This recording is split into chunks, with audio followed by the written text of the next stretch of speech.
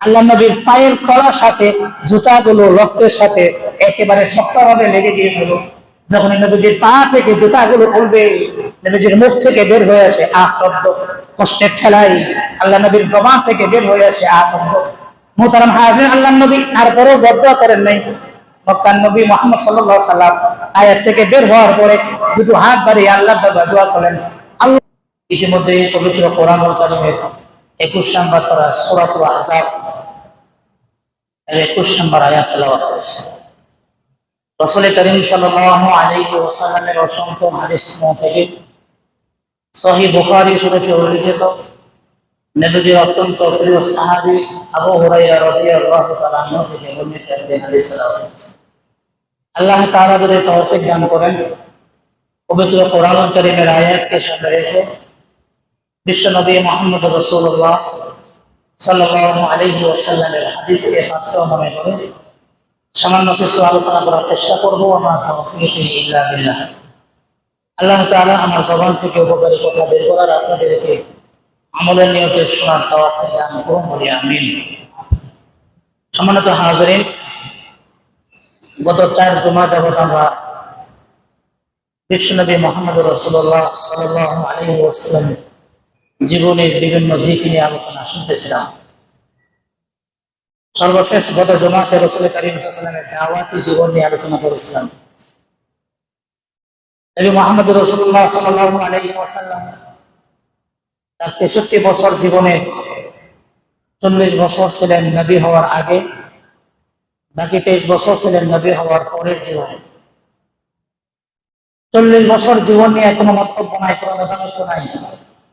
মক্কার কঠোর কাফের বেঈমান যারা রাসূল করিম সাল্লাল্লাহু আলাইহি ওয়াসাল্লামকে জীবন দিয়ে হলেও মারার জন্য সর্বশান্ত হয়ে গিয়েছিলেন, সর্বচেষ্টা ব্যয় করেছেন, তারাও বলেছেন নবী মুহাম্মদ বিশ্বস্ত, নবী মুহাম্মদ সম্মানিত, নবী মুহাম্মদ আল আমিন, নবী মুহাম্মদের মধ্যে কোনো কালিমা নাই, কোনো দোষ নাই, সকলের মধ্যে শ্রেষ্ঠ মানুষ হলো মুহাম্মদ সাল্লাল্লাহু আলাইহি ওয়াসাল্লাম। যেই মানুষেরাই নবী হওয়ার আগে মুহাম্মদ সাল্লাল্লাহু আলাইহি ওয়াসাল্লামের সম্পর্কে সবচাইতে ভালো ভালো বাক্য, ভালো ভালো মন্তব্য করেছেন, সেই মানুষেরাই নবী হওয়ার পরে আল্লাহ তাআলার দাওয়াত নিয়ে যখন কালিমার দাওয়াত নিয়ে তাদের কাছে কাছে গেছেন, সেই মানুষেরাই নবী মুহাম্মদকে বলছেন পাগল। সেই মানুষেরাই নবী মুহাম্মদকে তার বংশ পরিবার থেকে দাঁড়িয়ে দিয়েছেন। সেই মানুষেরাই নবী মুহাম্মদ সাল্লাল্লাহু আলাইহি ওয়াসাল্লামকে মারার জন্য সর্বচেষ্টা ব্যয় করেছেন। যে চাচা, আপন চাচা আবু লাহাব নবী মুহাম্মদ সাল্লাল্লাহু আলাইহি ওয়াসাল্লাম জন্ম হওয়ার খবর শুনে, ভাতিজার জন্ম হওয়ার খবর শুনে তার দাসীকে মুক্তি করে দিয়েছিলেন, খুশির ঠেলায় আজাদ করে দিয়েছিলেন। দাসী মুক্তির মানে হলো বর্তমান যুগের একটি মার্সিডিজ বা প্রিমিয়াম ব্র্যান্ডের গাড়ি একজনকে উপহার দিয়ে দেওয়া। তৎকালীন যুগের দাসী মুক্তিটা এতটাই বড় ধরনের বিষয় ছিল। বর্তমান যুগের উদাহরণ দিয়ে বলতে হয়, কেউ যদি তার ভাতিজার সন্তুষ্টি জন্ম হয়েছে, এই সন্তুষ্টির ঠেলায় কত কি পরিমাণ সন্তুষ্টি হলে একজন মানুষ সন্তুষ্টির কারণে, খুশির কারণে তার সবচেয়ে প্রিয় জিনিস একটি গাড়ি আরেকজনকে উপহার দিতে পারে। এটা আনন্দের আতিশয্য যখন পৌঁছে যাবে তখনই মানুষ দিতে পারে। যে চাচা আবু লাহাব এত আনন্দিত হয়েছেন নবী মুহাম্মদের জন্মের কারণে, সেই চাচার কাছেই যখন নবী মুহাম্মদ সাল্লাল্লাহু আলাইহি ওয়াসাল্লাম দাওয়াত নিয়ে গেলেন, চাচা বলেন লা ইলাহা ইল্লাল্লাহ তুফলিহুন, সেই চাচাই বলে তাব্বান লাকা আলি হাযা জামাআতানা, ধ্বংস হয়ে যাও মুহাম্মদ। যে চাচা নবীজির জন্মের কারণে সবচাইতে বেশি খুশি হয়েছিলেন, সেই চাচাই বলতেছেন ধ্বংস হও তুমি। কারণ একটাই, দ্বীনের দাওয়াত যখন নবীজি প্রকাশ করেছিলেন, প্রচার করেছিলেন, আপন মানুষগুলোই চরম শত্রুতে রূপান্তর হয়েছিল। মক্কার অলিতে গলিতে নবী মুহাম্মদ সাল্লাল্লাহু আলাইহি ওয়াসাল্লামকে মারার জন্য বেকুল হয়ে যেত। মুহতারাম হাজিরিন, গত জুমাতে আমি আলোচনা করেছিলাম সর্বশেষ চাচা আবু তালেব যদিও মুসলমান হতে পারেন নাই, মুহাম্মদ সাল্লাল্লাহু আলাইহি ওয়াসাল্লামকে সবচাইতে বেশি প্রটোকল দিয়েছিলেন। পিছন দিক থেকে শত্রু আসলে দমন করেছিলেন, সামনের দিক দিয়ে শত্রু আসলে দমন করেছিলেন। চতুর্মুখী সবচাইতে বড় মজবুত ঢাল হিসেবে দাঁড়িয়ে গিয়েছিলেন চাচা আবু তালেব নবীজিকে কাফেরদের আক্রমণ থেকে, হিংসাত্মক মনোভাব থেকে, শত্রুতামির মনোভাব থেকে বাঁচানোর জন্য সবচাইতে বড় ডাল খুঁটি ছিলেন চাচা আবু তালেব রাসূল করিম সাল্লাল্লাহু আলাইহি ওয়াসাল্লামের দাওয়াতের ময়দানে। কিন্তু ইসলাম গ্রহণ না করার কারণে পরকালীন জীবনে যা হবে সেটা কত জমাতে আলোচনা করেছিলাম। মুহতারাম হাজিরিন, যখনই রাসূল করিম সাল্লাল্লাহু আলাইহি ওয়াসাল্লামের দুটো আপন মানুষ ইন্তেকাল করলেন একই বছরে, মক্কার জমিনে সবচাইতে প্রিয় মানুষ ছিলেন দুজন, মুহাম্মদ রাসূলুল্লাহ সাল্লাল্লাহু আলাইহি ওয়াসাল্লামের সবচেয়ে বড় দুটো হাত ছিলেন, ডান হাত বাম হাত। একজন হলেন আম্মাজান খাদিজাতুল কুবরা রাদিয়াল্লাহু তাআলা, আরেকজন চাচা আবু তালেব। দুজন মানুষ একই বছর 10 দিন আগে পরে ইন্তেকাল করেছেন। প্রথমে চাচা আবু তালেব ইন্তেকাল করেছেন নবুয়তের 13তম বছরে, 10তম বছরে। রাসূল করিম সাল্লাল্লাহু আলাইহি ওয়াসাল্লামের চাচা ইন্তেকাল করার শোক বেদনা সহ্য করতে না পেরে এখনো কোলে উঠতে পারেন নাই। তার 10 দিন পরেই নবীজির অত্যন্ত আদরের প্রিয়তমা স্ত্রী আম্মাজান খাদিজাতুল কুবরা রাদিয়াল্লাহু তাআলা আনহা তিনিও ইন্তেকাল করেছেন। দুজন মানুষ যখন ইন্তেকাল করেছেন, নবীজি একেবারে ঘরের মধ্যেও ভেঙে পড়লেন, সামাজিকভাবেও ভেঙে পড়লেন, দাওয়াতের ময়দানেও ভেঙে পড়লেন। আল বিদায়া ওয়ান নিহায়া কিতাবের মধ্যে লেখেন, ইন্না খাদিজাতুল কুবরা রাদিয়াল্লাহু তাআলা আনহা ওয়া ইন্না আবা তালিবিন হালাকা ফি আমিহিল ওয়াহিদিন। ইমাম ইবনে ইসহাক রাহমাতুল্লাহি আলাইহি বলেন, একই বছর কয়েকদিন আগে পরে ব্যবধানে প্রথমে নবীজির চাচা আবু তালেব ইন্তেকাল করেন। তার কয়েকদিন পরে নবীজির অন্যতম প্রিয়তমা স্ত্রী আম্মাজান খাদিজা রাদিয়াল্লাহু তাআলা আনহা ইন্তেকাল করেন। আল্লাহর নবী মানসিকভাবে ভেঙে পড়লেন, কথাও বলতে পারেন না, ঘরের মধ্যেও দাওয়াত দেওয়ার কোনো পজিশন নাই, বাইরেও দাওয়াত দেওয়ার কোনো পজিশন নাই, ক্ষমতা নাই, দাওয়াত দিতে পারেন না, মানসিকভাবে একেবারে ভেঙে পড়লেন। কারণ সবচাইতে বড় ডান হাত বাম হাত যারা ছিলেন, ঘরের মধ্যে নবীজিকে সান্ত্বনা দিতেন, প্রেরণা যোগাতেন, নবীজিকে সাহস দিতেন খাদিজাতুল কুবরা রাদিয়াল্লাহু তাআলা আনহা। আর বাইরের মধ্যে সবচাইতে বড় সান্ত্বনা দিতেন আবু তালেব। আবু তালেব বলতেন, ভাতিজা তুমি তোমার মিশন চালিয়ে যাও, আমি আমার জীবন দিয়ে হলে কাফেরদের হাত থেকে তোমাকে রক্ষা করব। এই দুজন মানুষ যখন ইন্তেকাল করলেন, নবীজি একেবারেই মানসিকভাবে শারীরিকভাবে দাওয়াতের ময়দানে সর্বক্ষেত্রে চরমভাবে ভেঙে পড়লেন। এমনিতেই তো আবু তালেব থাকা অবস্থায় তো নবীজিকে নির্যাতন করার জন্য চেষ্টা তো আপ্রাণ করেছিল, পারে নাই। কিন্তু রাসূল করিম সাল্লাল্লাহু আলাইহি ওয়াসাল্লামের দুইজন মানুষ যখন ইন্তেকাল করলো, একদিক দিয়া মানসিক চাপ পেরেশানি, আরেক দিক দিয়ে কাফেরদের যন্ত্রণা শুরু হয়ে গেল, নির্যাতন চরম পর্যায়ের নির্যাতন শুরু হয়ে গেল।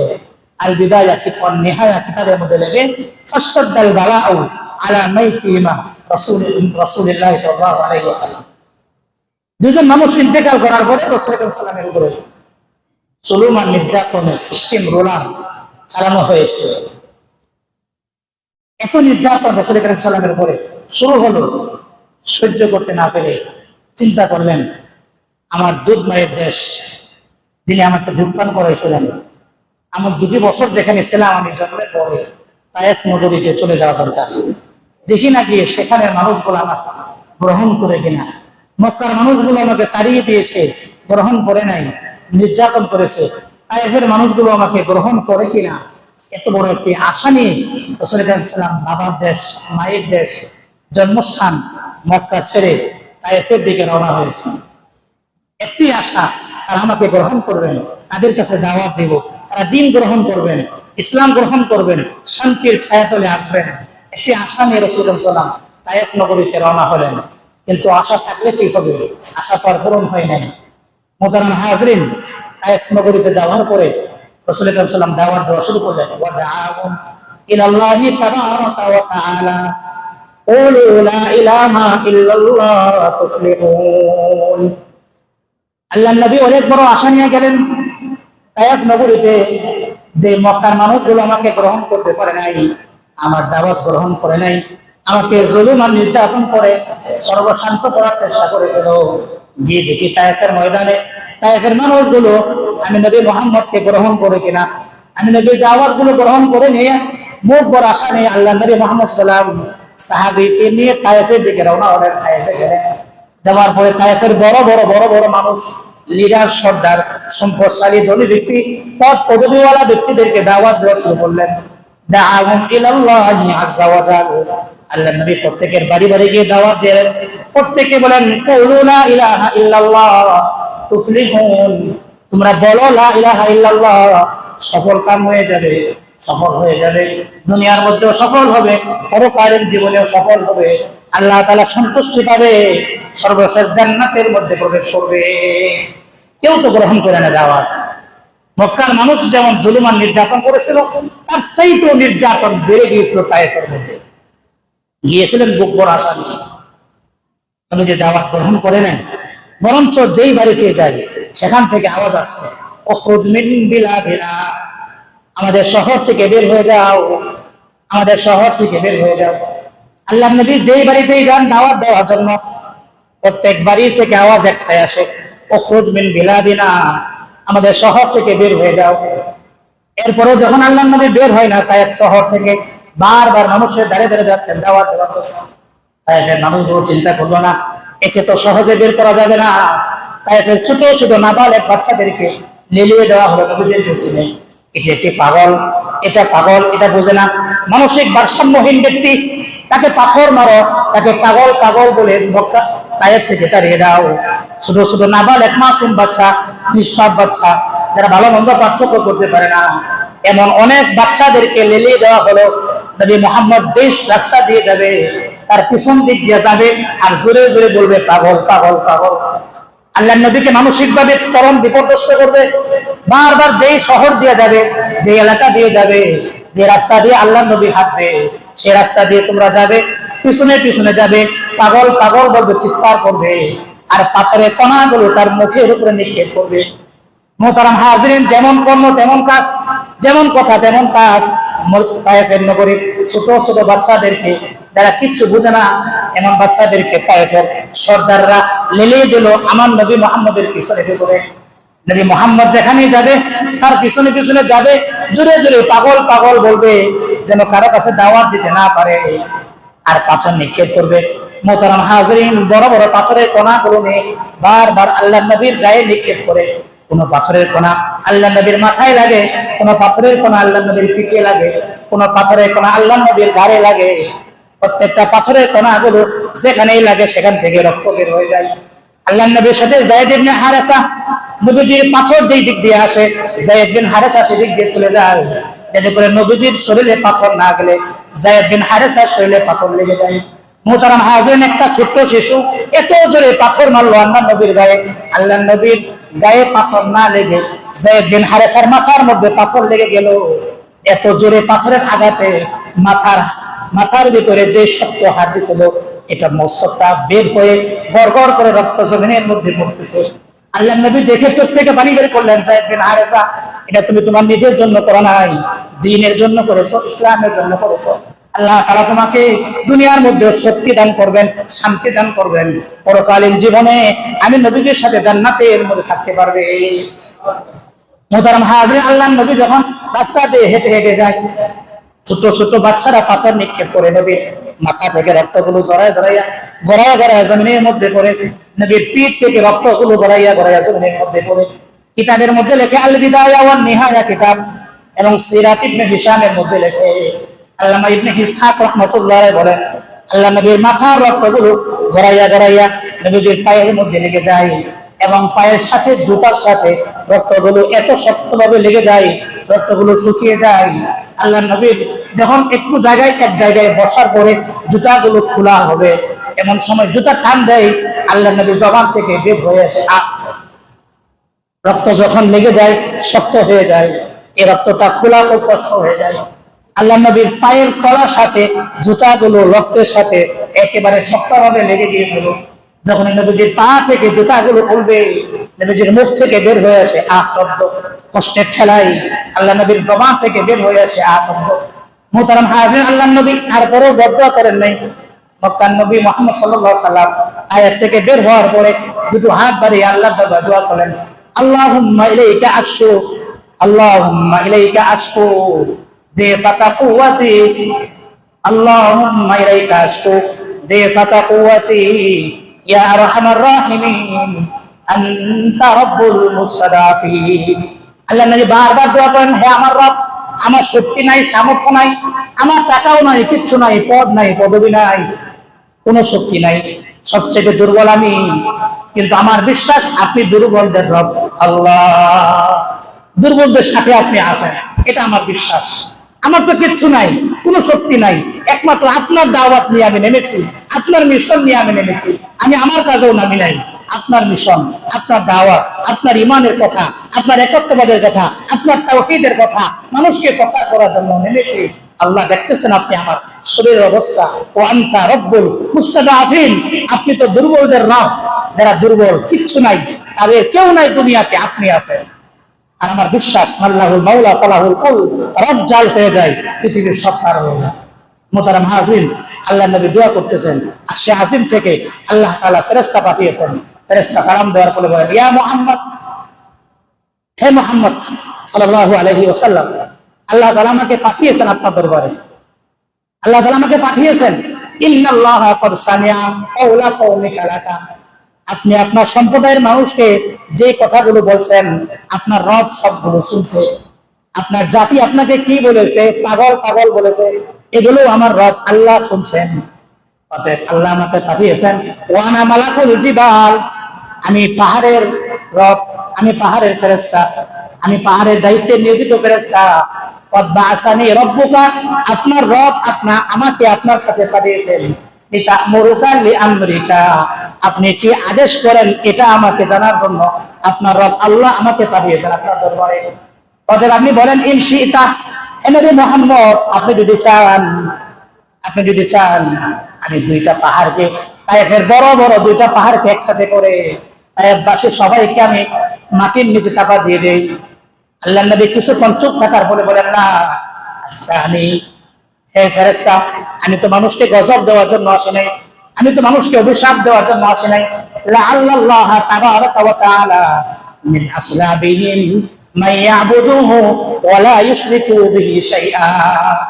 ও পাহাড়ের ফেরেশতা, হতে পারে আল্লাহ তাআলা তাদেরকে বুদ্ধি দেয় নাই, তাদের থেকে সন্তান হবে, তাদের শুভ বুদ্ধি হবে, তারা ইসলাম গ্রহণ করবে, দ্বীন গ্রহণ করবে। অতএব আমি যদি বদদুয়া করে মেরে দেই, এখান থেকে কেউ আর দ্বীন গ্রহণ করার সুযোগ পাবে না। আমি তো এসেছি মানুষকে রহমত দেওয়ার জন্য, শান্তির ঠিকানা হিসেবে আমি মুহাম্মদ দুনিয়ার মধ্যে এসেছি।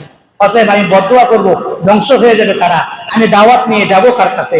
তারা বুঝে নাই, ঠিক আছে, তাদের সন্তানরা বুঝবে, তাদের থেকে ভবিষ্যৎ প্রজন্মে এমন সন্তান আসবে যারা দিন বুঝবে, গ্রহণ করবে। হ্যাঁ, বুঝেছেন বিদায় আজকে তায়েফ নগরী অত্যন্ত সুন্দর নগরী। হাজী সাহেবরা হজের সফরে গেলে তায়েফ না গেলে মনটা শান্তিতে ভরে না। তায়েফে গেলে মনে হয় কিসের জান্নাত, কিসের সত্যাশ্চর্য জিনিস। তায়েফ হলো নাতিশীতোষ্ণ, না ঠান্ডা না গরম, কত সুন্দর একটি দেশ, একটি জায়গা, বিশাল উপরে 600 ফিট উপরে জমিন থেকে প্রায় 1 ঘন্টা লাগে পাহাড়ের সাইড দিয়া গাড়ি নিয়ে উঠছে। এত উপরে পাহাড়, এত উপরে তায়েফ নগরী, নিচে যেখানে সমতল ভূমিতে এত গরম, 40 ডিগ্রি সেলসিয়াস তাপমাত্রা, 42 ডিগ্রি সেলসিয়াস তাপমাত্রা, ঠিক সেই সময় তায়েফ নগরীতে উঠলে কিসের তাপমাত্রা, কিচ্ছু না, ঠান্ডাও না গরমও না, সুন্দর একটি আবহাওয়া। মুহতারাম হাজরিন, আল্লাহ তাআলা সেই তায়েফ নগরীকে সুন্দর ইসলামের ছায়াতলে নিয়ে আসেন। মুহাম্মদ সাল্লাল্লাহু আলাইহি ওয়াসাল্লাম যদি বদদুয়া করতেন এটা হতো না, নবী যে দোয়া করেছেন। হতে পারে এই তায়েফের মানুষগুলো, এই বেঈমানগুলো আমাকে বোঝে নাই, আমাকে শুনে নাই, আমার দাওয়াত গ্রহণ করতে পারে নাই। তাদের পরে ভবিষ্যৎ পরবর্তী প্রজন্ম এমন একটা যুগ আসবে, তারা বুঝবে, দাওয়াত গ্রহণ করবে, ঈমান আনবে। এজন্য বদদুয়া দেওয়ার জন্য আমি নবী দুনিয়াতে আসবে। হতে পারে তারা বুঝবে, মাইয়া বুদুহু ওয়া লা ইউশরিকু বিহি শাইআ, হতে পারে তারা আল্লাহর দ্বীন গ্রহণ করে, ঈমান গ্রহণ করে, আল্লাহর ইবাদত করবে, আল্লাহর সাথে কাউকে শরীক করবে না। নবীজি ফিরে আসেন তায়েফ থেকে, একেবারে নবীজি এমনিতেই আগে থেকে মন ক্ষুণ্ণ, চাচা চলে গেছেন, স্ত্রী চলে গিয়েছেন, একই বছর 10 দিন আগে পরে একই পরিবার থেকে 2 জন ইন্তেকাল করলে মানুষ তার ভারসাম্যতা হারিয়ে ফেলে, কিছু মানুষ পাগল প্রায় হয়ে যায়, কিসের খাওয়া, কিসের ঘুম, কিচ্ছু ভালো থাকে না। নবী মুহাম্মদ সাল্লাল্লাহু আলাইহি ওয়াসাল্লামের সবচাইতে বড় শক্তি, দুটো শক্তি ছিল, আবু তালেব আর আম্মা জান খাদিজা, দুজন একই বছরে একই মাসে 10 দিন আগে পরে ইন্তেকাল করা, চারটিখানি কথা না।